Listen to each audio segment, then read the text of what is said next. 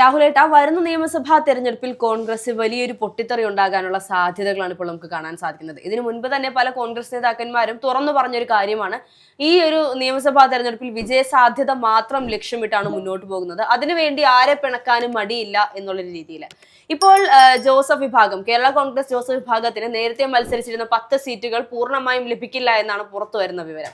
8 സീറ്റുകളിൽ മാത്രം ജോസഫ് വിഭാഗം ഒതുങ്ങിപ്പോകുമെന്നുള്ള സാധ്യതകളാണ് വരുന്നത്. പക്ഷെ ഇതുമായി ബന്ധപ്പെട്ടുകൊണ്ട് ഈ പറയുന്നത് പോലെ പ്രതിപക്ഷ നേതാവ് വി ഡി സതീശനോ അല്ലെങ്കിൽ ഈ പറയുന്ന ജോസഫോ പ്രതികരിച്ചിട്ടില്ല എന്നാണ് നമുക്ക് അറിയാൻ കഴിയുന്നത്. ഇങ്ങനെയാണെങ്കിൽ ഈ പറയുന്ന വിഭാഗങ്ങളെ പിണക്കിക്കൊണ്ട് മുന്നോട്ട് പോയാൽ നിയമസഭാ തെരഞ്ഞെടുപ്പിൽ തിരിച്ചടി നേരിടേണ്ടി വരുന്ന ഒരു സാഹചര്യത്തിലേക്കാണോ കോൺഗ്രസ് എത്തുന്നത്?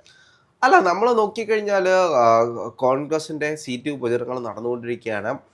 ത്രിതല പഞ്ചായത്ത് തെരഞ്ഞെടുപ്പിന് ശേഷം വളരെ കോൺഫിഡൻറ്റോട് കൂടിയാണ് UDF ആണെങ്കിലും കോൺഗ്രസ് ആണെങ്കിലും തെരഞ്ഞെടുപ്പുമായി ബന്ധപ്പെട്ട് മുന്നോട്ട് കൊണ്ടുപോയിക്കൊണ്ടിരിക്കുന്നത്. അപ്പോൾ നമുക്കറിയാം ജോസ് കെ മാണി എങ്ങനെയാണ് കോട്ടയത്തെ കൊണ്ടുപോയത്. കോൺഗ്രസ് നിന്ന് പിരിഞ്ഞു പോയ സമയത്ത് ജോസ് കെ മാണിക്ക് കോട്ടയത്തുണ്ടാക്കാൻ കഴിഞ്ഞൊരു ഇമ്പാക്റ്റിനേക്കാൾ കൂടുതൽ അവിടെ ജോസഫ് വിഭാഗവും മറ്റ് വിഭാഗവും കൂടെ ചേർന്ന് അവിടെ തിരിച്ചു പിടിക്കുന്ന ഒരു സാഹചര്യം ഉണ്ടായി. അപ്പോൾ LDFിന്റെ കയ്യിൽ നിന്ന് ഇത്തരത്തിലുള്ള മണ്ഡലങ്ങൾ വിട്ടുപോകുന്ന ഒരു സാഹചര്യമുണ്ട്. ഇപ്പം ജോസ് കെ മാണിക്ക് LDF സീറ്റ് കൊടുത്തു കഴിഞ്ഞാലും അവിടെ മത്സരിക്കാൻ പോകുന്ന, അതായത് വിജയിക്കാൻ പോകുന്ന ആരാണ് എന്നൊരു ചോദ്യം ഇപ്പോൾ വീണ്ടും വന്നിട്ടുണ്ട്. കാരണം നേരത്തെ നമുക്കറിയാം മാണിയുടെ പാല അല്ലെങ്കിൽ മാണിയുടെ കോട്ടയം എന്നാണ് നമ്മളെല്ലാം പറഞ്ഞുകൊണ്ടിരുന്നത്.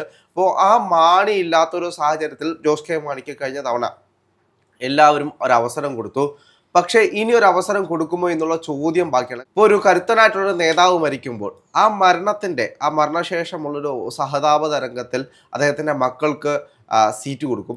ആ സീറ്റിൽ ചിലപ്പോൾ അവർ വിജയിക്കാം. അതൊരു അവസരമാണ് യഥാർത്ഥത്തിൽ. കാരണം ഇപ്പോൾ നമ്മൾ കണ്ടിരുന്നു ഉമ്മൻചാണ്ടി മരണപ്പെട്ട സമയത്താണെങ്കിൽ ചാണ്ടി ഉമ്മൻ അവിടെ വിജയിച്ചു വരുന്നൊരു സാഹചര്യം. അന്ന് പലരും പറഞ്ഞിരുന്നത് പോലെ അതൊരു സഹതാപ തരംഗമാണെന്ന് പറഞ്ഞിരുന്നു. PT തോമസ് മരിച്ചതിന് ശേഷം ഉമാ തോമസ് അവിടെ രംഗത്ത്. സ്വാഭാവികമായിട്ടും അങ്ങനെയാണ് സീറ്റ് വിഭജനത്തിൽ പലപ്പോഴും. പക്ഷെ അതൊരു അവസരമായിരുന്നു. ആ ഒരു അവസരം കൃത്യമായി ഉപയോഗിക്കാൻ ജോസ് കെ മാണിക്ക് സാധിച്ചില്ല എന്നുള്ളതാണ് യാഥാർത്ഥ്യം. അതിനുശേഷം എങ്ങനെയാണ് രണ്ടാമത്തെ തെരഞ്ഞെടുപ്പിൽ വിജയിക്കുമോ ഇല്ലയോ എന്നത് ഈ കഴിഞ്ഞ തെരഞ്ഞെടുപ്പിൽ അവിടെ ഉണ്ടാക്കിയുള്ള ഇമ്പാക്റ്റിനനുസരിച്ചായിരിക്കും അത് വിജയിക്കുമോ ഇല്ലയോ എന്നുള്ളൊരു തീരുമാനം വരുന്നത്. ഇപ്പോൾ കോൺഗ്രസിനെ സംബന്ധിച്ച് വരികയാണെങ്കിൽ കോൺഗ്രസ് ഇപ്പോൾ PJ ജോസഫുമായിട്ട് അല്ലെങ്കിൽ ജോസഫ് വിഭാഗത്തിന് 10 സീറ്റ് കൊടുക്കുമെന്നുള്ള വാർത്തകളൊക്കെ, അല്ലെങ്കിൽ 10 സീറ്റ് ജോസഫ് വിഭാഗം ചോദിച്ചിട്ടുണ്ട് എന്നുള്ള വാർത്തകൾ നമ്മൾ കഴിഞ്ഞ ദിവസങ്ങൾ കണ്ടതാണ്. ഇപ്പോൾ നമുക്ക് കാണാൻ കഴിയുന്നത് 10 സീറ്റ് കൊടുക്കത്തില്ല, 8 സീറ്റ് മാത്രം. വിജയ സാധ്യത നോക്കി മാത്രമാണ് സീറ്റുകൾ വിഭജനം ചെയ്യുന്നത് എന്നാണ് കോൺഗ്രസ് കൃത്യമായിട്ട് പറഞ്ഞിട്ടുള്ളത്. അങ്ങനെ ഒരു സാഹചര്യം വരികയാണെങ്കിൽ ഇപ്പോൾ 140 മണ്ഡലങ്ങളിലും കോൺഗ്രസ് അത്തരത്തിൽ വിജയസാധ്യത നോക്കേണ്ടതുണ്ട് എന്ന് ജോസഫ് പറഞ്ഞു വെക്കുന്നുണ്ട്. അതൊരു കൃത്യമായ ഒരു സൂചനയാണ് എന്ന് തോന്നുന്നു. കാരണം ഞങ്ങൾക്ക് മാത്രം നോക്കിയാൽ പോരാ, നിങ്ങൾ ഈ പറയുന്ന കോൺഗ്രസിന്റെ എല്ലാ സീറ്റുകളിലും ഇത് പ്രാവർത്തികമാക്കണം. വിജയ സാധ്യത ഉറപ്പാകാതെ ഏതെങ്കിലും ഒരു നേതാവിന്റെ മുഖം നോക്കി സീറ്റ് കൊടുക്കരുത് എന്നുള്ളൊരു സാഹചര്യത്തിലേക്ക് പോകരുത് എന്നുള്ളത്. കഴിഞ്ഞ ദിവസങ്ങളിൽ നമ്മൾ കണ്ടിരുന്നു മുരളീധരൻ മത്സരിക്കാൻ സാധ്യതയില്ല എന്നുള്ളൊരു വാർത്തകൾ കണ്ടിരുന്നു. അദ്ദേഹം പറയുന്നത് മുന്നിൽ നിന്ന് നയിക്കും, പക്ഷെ മത്സരത്തിന് ഇറങ്ങില്ല എന്നുള്ളതാണ്. അപ്പോൾ നമ്മൾ ഉൾപ്പെടെയുള്ള പല മാധ്യമങ്ങളും ചോദിച്ച ചോദ്യം തോൽവി ഭയം കൊണ്ടാണോ ഇറങ്ങാതെ മാറി നിൽക്കുന്നത് എന്നുള്ളതാണ്. ഇവിടെ ഇപ്പോൾ ഈ പറയുന്നത് പോലെ മുതിർന്ന നേതാക്കന്മാർ, പക്ഷേ മുരളീധരൻ മത്സരിക്കില്ലെന്ന് പറഞ്ഞ് മാറി നിന്നാലും അവസാന ഘട്ടത്തിൽ പാർട്ടി ആവശ്യപ്പെട്ടാൽ അദ്ദേഹം മത്സരിക്കുക തന്നെ ചെയ്യും. അതുപോലെ ഒരുപാട് നേതാക്കന്മാർ വിജയ സാധ്യത ഉറപ്പാക്കാൻ വേണ്ടി കോൺഗ്രസിലുണ്ട് എന്നുള്ളതാണ്. അതുപോലെ തന്നെ പല മുതിർന്ന നേതാക്കന്മാരെയും കണ്ടില്ല എന്ന് വെക്കേണ്ട ഒരു സാഹചര്യവും തീർച്ചയായും കോൺഗ്രസിനുണ്ടാകും. അതിലിപ്പോൾ PJ ജോസഫിന്റെ ഈ ജോസഫ് വിഭാഗത്തിലുള്ള നേതാക്കന്മാരായാലും ശരി, അതല്ലാതെയുള്ളവരായാലും ശരി. കഴിഞ്ഞ ദിവസം ഇത്തരത്തിൽ ഞാൻ ബെന്നി ബെഹനാൻ MPയുമായി സംസാരിച്ച സമയത്ത് അദ്ദേഹം പറഞ്ഞൊരു കാര്യമുണ്ട്. ഇപ്പോൾ കോൺഗ്രസ്, ഞാൻ അദ്ദേഹത്തോട് ചോദിച്ചിരുന്നു, ഒരുപാട് മുതിർന്ന നേതാക്കന്മാർ ഈ ഒരു രംഗത്തിലേക്ക് വരാൻ വേണ്ടി അല്ലെങ്കിൽ മുഖ്യമന്ത്രി സ്ഥാനാർത്ഥിത്വം ആഗ്രഹിച്ചു കൊണ്ടുവരുന്ന അല്ലെങ്കിൽ ഒരു മന്ത്രിപദമെങ്കിലും ആഗ്രഹിച്ചു വരുന്ന ഒരുപാട് നേതാക്കന്മാരുണ്ട്. അപ്പോൾ അവരുടെയൊക്കെ ഈ സീനിയോറിറ്റിയെ മാനിച്ചുകൊണ്ട് അവർക്കൊരു സീറ്റ് കൊടുക്കുക എന്നുള്ളത് ചെയ്യേണ്ടതല്ലേ എന്ന് ചോദിച്ചപ്പോൾ അങ്ങനെ ഒരു ആവശ്യം യഥാർത്ഥത്തിൽ ഇപ്പോൾ കോൺഗ്രസിനില്ല. വിജയിക്കുക എന്നുള്ളത് മാത്രമാണ്. അതിനൊരു പക്ഷേ മുതിർന്ന നേതാക്കന്മാരെ മാറ്റി നിർത്തി ഒരു പക്ഷേ പുതുമുഖങ്ങളെ കൊണ്ടുവരുന്ന ഒരു സാഹചര്യത്തിലേക്ക് വരെ കാര്യങ്ങൾ കൊണ്ടെത്തിച്ചേക്കാം. തദ്ദേശ തെരഞ്ഞെടുപ്പിൽ നമ്മൾ കണ്ടിരുന്നു. അതുപോലെ തന്നെ ആയിരിക്കാം ഇനി നിയമസഭാ തെരഞ്ഞെടുപ്പിൽ മുന്നോട്ട് പോവുക എന്നുള്ളത്.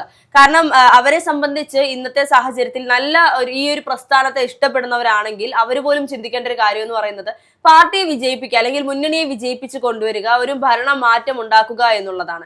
അതിവിടെ സാധിച്ചില്ല. ഈ പറയുന്നത് പോലെ നേതാക്കന്മാരുടെ മുഖം നോക്കി തീരുമാനം എടുത്തു കഴിഞ്ഞാൽ ഒരുപക്ഷെ ആ ഒരു സ്വപ്നം പോലും ഇല്ലാതെയാകുമെന്നുള്ള ഭയം യഥാർത്ഥത്തിൽ കോൺഗ്രസിനുണ്ട്. പക്ഷേ ഇതുമായി ബന്ധപ്പെട്ട് നമ്മുടെ ബഹുമാനപ്പെട്ട പ്രതിപക്ഷ നേതാവ് വി ഡി സതീശൻ ഇതുമായി ബന്ധപ്പെട്ട് യാതൊരു പ്രതികരണവും നടത്തിയിട്ടില്ല എന്നാണ് അറിയാൻ കഴിയുന്നത്. അവസാന ഘട്ടത്തിൽ PJ ജോസഫിന്റെ ഒരു താല്പര്യപ്രകാരം കാര്യങ്ങൾ നീങ്ങുമോ അല്ലെങ്കിൽ 10 സീറ്റുകൾ തന്നെ കിട്ടുമോ എന്നുള്ളതൊന്നും പറയാൻ സാധിക്കില്ല. അതെല്ലാം കോൺഗ്രസിന് അല്ലെങ്കിൽ UDF-ന്റെ സംഘടനാ സംവിധാനത്തിലുള്ള കാര്യങ്ങളാണ്. പക്ഷെ ഇതിനകത്ത് നമുക്ക് മനസ്സിലാക്കാൻ കഴിയുന്നത് UDF രണ്ടും കൽപ്പിച്ചാണ് മുന്നോട്ട് പോകുന്നത്. ഇപ്പോൾ പണ്ടത്തെ ഒരു രീതിയായിരുന്നെങ്കിൽ 8 സീറ്റ് എന്ന് പറയുമ്പോഴത്തേക്കും വലിയ രീതിയിലുള്ള അപശബ്ദങ്ങളും മറ്റു പൊട്ടിത്തെറികളും ഒക്കെ നമുക്ക് ഒറ്റയടിക്ക് കാണാൻ കഴിയുമായിരുന്നു. ഇപ്പൊ അതൊന്നുമില്ല, വളരെ സൈലന്റ് ആയിട്ട് പോകുന്നത്. അതിനപ്പുറത്തേക്ക് വിജയ സാധ്യത നോക്കി മാത്രമാണ് സീറ്റുകൾ വിഭജനം ചെയ്യുന്നത് എന്ന് പറയുന്നത് തന്നെ അവിടെ തന്നെ കൃത്യമായിട്ടുണ്ട്.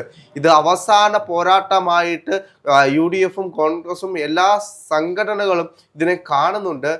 പ്രധാനപ്പെട്ട കാരണം എന്ന് പറയുന്നത് 10 വർഷമായിട്ട് പിണറായി വിജയനാണ് ഭരിക്കുന്നത്.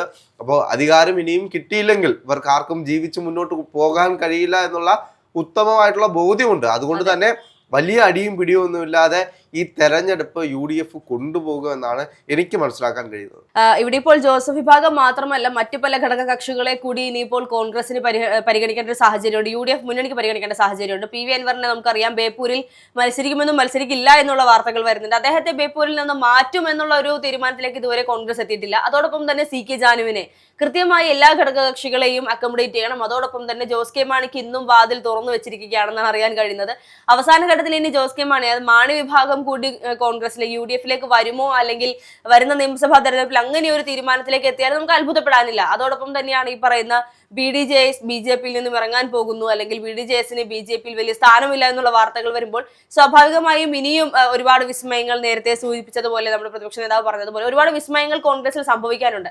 അങ്ങനെയാണെങ്കിൽ വരുന്ന നിയമസഭാ തെരഞ്ഞെടുപ്പിൽ കോൺഗ്രസിന്റെ വിജയലക്ഷ്യം ഉറപ്പാക്കുമ്പോൾ ഈ മുഖം നോക്കാതെ എന്ന് പറയുമ്പോൾ CPM-ൽ നിന്നും BJP-യിൽ നിന്നും കോൺഗ്രസിലേക്ക് വന്നിട്ടുള്ള നേതാക്കന്മാർ ജനങ്ങളുടെ ഒരു താല്പര്യത്തോടു കൂടി അല്ലെങ്കിൽ ഈ പറയുന്ന മുതിർന്ന ആയിഷ പൂറ്റിയെ പോലുള്ള ഒരുപാട് നേതാക്കന്മാർ രംഗത്ത് വരുമ്പോൾ നമുക്കറിയാം അവരോടൊപ്പം തന്നെ മറ്റു പല താഴേക്കിടയിലുള്ള പ്രവർത്തകർ കൂടി കോൺഗ്രസിൽ നിന്നും കോൺഗ്രസിലേക്ക് വരുന്നുണ്ട് എന്നുള്ളത് അത് വാർത്തകളാവുന്നില്ല എന്നേ ഉള്ളൂ. അപ്പോൾ ഈ ഒരു തിരിച്ചുവരവ് അല്ലെങ്കിൽ ഈ ഒരു കൂടിച്ചേരൽ തീർച്ചയായും വരുന്ന നിയമസഭയിൽ വലിയ രീതിയിൽ പ്രതിഫലിക്കാനുള്ള സാധ്യതകളില്ലേ? തീർച്ചയായിട്ടും വലിയ രീതിയിൽ എന്നല്ല ഇപ്പോൾ തന്നെ അത് പ്രതിഫലിച്ച് തുടങ്ങിയിട്ടുണ്ട്. ഇപ്പോൾ കോൺഗ്രസിൻ്റെ ആണെങ്കിലും UDF-ന്റെ ആണെങ്കിലും പല യോഗങ്ങളിലേക്കും അല്ലെങ്കിൽ അവരുടെ ഓരോ പരിപാടിയിലേക്കും വരുന്ന ജനങ്ങൾ ഇപ്പോൾ കൊട്ടാരക്കരയിൽ തന്നെ നമ്മൾ എടുത്തു നോക്കി കഴിഞ്ഞാൽ ജനസാഗരമായിരുന്നു. ഇപ്പോ കൊട്ടാരക്കരയിൽ 6, 7, 8 പേരുകളായിരുന്നു അതിനു മുമ്പിട്ട്. ആയിഷ പോറ്റി എന്ന് പറയുന്ന നേതാവ് കോൺഗ്രസിലേക്ക് വരുന്നതിന് മുമ്പിട്ട് 7, 8 സ്ഥാനാർത്ഥികളുടെ പേരുകളായിരുന്നു അവിടെ ഉണ്ടായിരുന്നത്.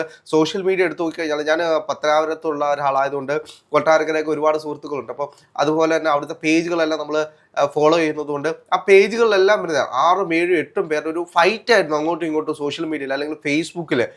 ഇന്ന ആൾ സ്ഥാനാർത്ഥി ആവട്ടെ, ഇന്ന ആളല്ലേ നല്ലത്, ഇവൻ കള്ളനാണ്, അല്ലെങ്കിൽ അങ്ങനെ കുറേ കാര്യങ്ങൾ ഇങ്ങനെ കറങ്ങി പൊക്കൊണ്ടിരിക്കുന്ന സ്ഥലത്ത് ആയിഷ പോറ്റി എന്ന് പറയുന്ന നേതാവ് കോൺഗ്രസിലേക്ക് വന്ന ഒറ്റ ദിവസം കൊണ്ട് അവിടുത്തെ കളം മൊത്തത്തിൽ മാറി.